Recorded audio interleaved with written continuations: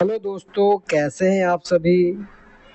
तो आज से हम लोग आपके क्लास 9th के क्लास का चैप्टर नंबर 2, जो कि बहुत ही महत्वपूर्ण चैप्टर है हमारे दैनिक लाइफ के आधार पे। क्योंकि बहुत से लोग रहते हैं जो मार्केट का सामान खाते हैं और कहते हैं कि इसमें दूध है, पालक है, पनीर है, सबके गुण हैं। इससे आप अच्छी तरीके से परिचित होंगे कि क्या चीज़ हमारे आसपास खाने योग्य है या फिर नहीं है।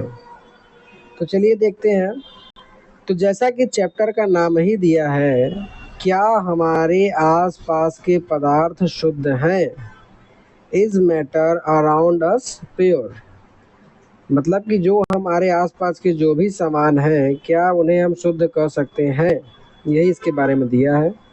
तो देखिए, हम कैसे जान सकते हैं कि बाजार से खरीदा हुआ दूध, घी, मक्खन, नमक, मसाला, मिनरल जल या जूस शुद्ध है? मतलब कि जैसा कि आप देख भी रहे हैं, फोटो में आता है मार्केट में टाटा नमक, देश का नंबर 1 नमक, शुद्ध देसी गाय का देसी घी, शुद्ध दूध।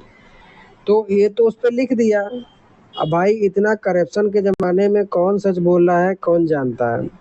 इसको हम कैसे जानेंगे कि ये शुद्ध है कि नहीं है। अब क्योंकि हम लोग विज्ञान के छात्र हैं, तो हम इसको अलग परिभाषा से देखेंगे। देखिए कैसे। क्या आपने कभी इन खाने वाले पदार्थों के डिब्बों के ऊपर लिखे शुद्ध शब्द पर ध्यान दिया है? अधिकतर चीज कहता ना, गाय का शुद्ध देसी घी, ओरिजिनल नमक, शुद्ध नमक, शुद्ध पेयजल, उस टाइप का रहता है। एक साधारण व्यक्ति के लिए शुद्ध का अर्थ होता है कि पदार्थ में कोई मिलावट ना हो। मतलब कि जैसे उसमें एक साधारण व्यक्ति रहेगा, कहेगा कि इसमें जो शुद्ध का मतलब क्या हुआ, शुद्ध गाय का घी है तो इसमें केवल गाय का ही घी रहेगा, भैंस का घी नहीं मिलाएगा। आप यही समझोगे, मतलब जो पदार्थ कर रहा है वही रहेगा, तो आप मानोगे। अगर आप विज्ञान के छात्र नहीं हो तो आप यही कहोगे कि हाँ, ये शुद्ध पदार्थ है। ठीक है, लेकिन पदार्थ में कोई मिलावट ना हो,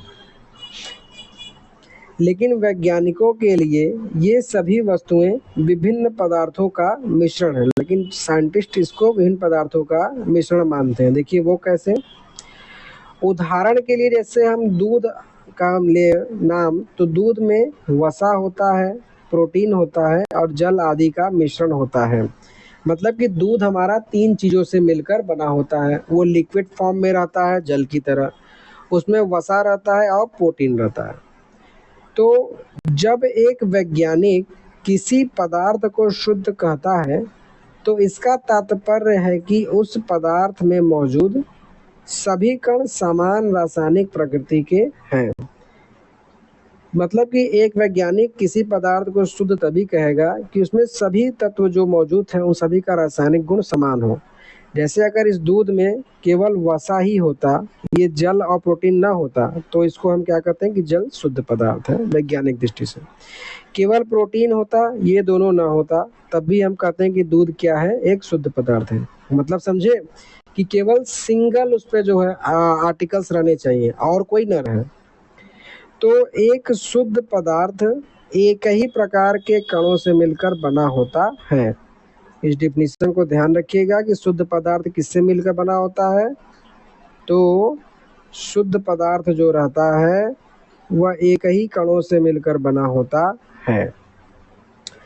अब आगे देखिए, जब हम अपने चारों ओर देखते हैं तो पाते हैं कि सभी पदार्थ 2 या 2 से अधिक शुद्ध अवयव से मिलकर बने हैं। मतलब कि आप जो भी चीज़ देखेंगे उसमें 2 या 2 से अधिक चीज़ तो मिला ही रहता है। दूर तक क्यों जा रहे हैं, अब हवा जिसमें सांस लेते हैं उसमें ऑक्सीजन है, नाइट्रोजन है, कार्बन डाइऑक्साइड है। जो आप पानी पीते हैं उसमें हाइड्रोजन है, ऑक्सीजन है, मिला के H2O है। तो वही इसमें कह रहा है कि हम कोई पदार्थ जो यूज करते हैं वह 2 या 2 से अधिक शुद्ध अवयव से मिलकर बना होता है। जैसे उदाहरण के लिए समुद्र का जल, खनिज, मिट्टी। तो जब ये 2 या 2 से अधिक पदार्थ मिलकर बनते हैं तो इन्हें हम कहते हैं मिश्रण। ठीक है, मतलब कि जब 2 या 2 से शुद्ध अवयव आपस में मिलते हैं तो उन्हें हम मिश्रण कहते हैं।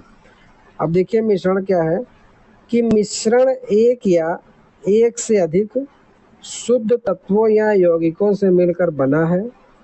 हम जानते हैं कि जल में घुले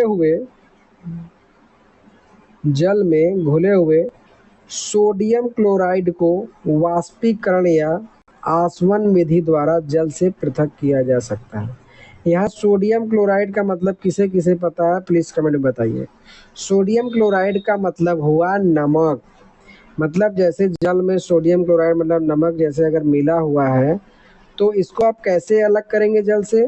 एक आप अलग कर सकते हैं वाष्पीकरण विधि के द्वारा और दूसरा आसवन विधि के द्वारा। क्वेश्चन भी आता है कि जल से नमक को किस विधि से अलग करते हैं, पृथक करते हैं, तो वो वाष्पीकरण और आसवन होगा। आगे देखते हैं। यद्यपि सोडियम क्लोराइड अपने आप में एक शुद्ध पदार्थ है। मतलब नमक आप कुछ भी लीजिए, एक पैकेट नमक ले, ऊपर से निकाले, बीच से निकाले, कहीं से भी निकाले तो उसमें सोडियम क्लोराइड ही रहेगा, वो इसे हम शुद्ध कहेंगे।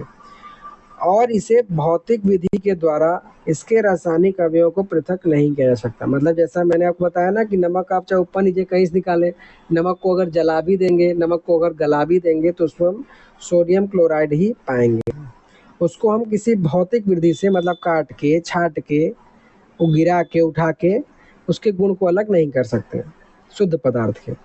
इसी प्रकार चीनी एक पदार्थ है क्योंकि यह भी एक प्रकार का शुद्ध अवयव। मतलब आप चीनी लेंगे तो उसमें सभी जगह चीनी ही रहेगा और उसका यौगिक समान रहता है।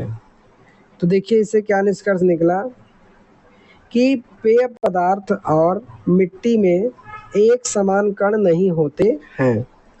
शुद्ध पदार्थ किसी भी स्रोत से प्राप्त हो, इसके अभिलाक्षणिक गुण एक समान होंगे। ठीक है, मतलब कि जो ये पेय पदार्थ और मिट्टी रहता है इसमें सभी कण एक समान नहीं होते।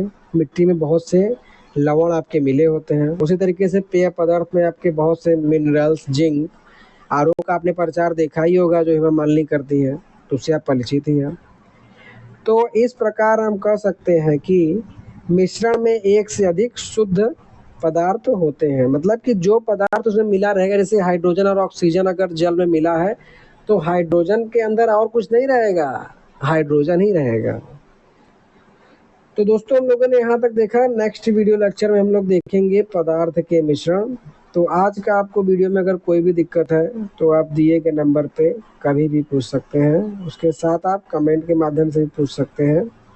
तो मिलते हैं नेक्स्ट वीडियो लेक्चर में। सो थैंक्स फॉर वॉचिंग, धन्यवाद।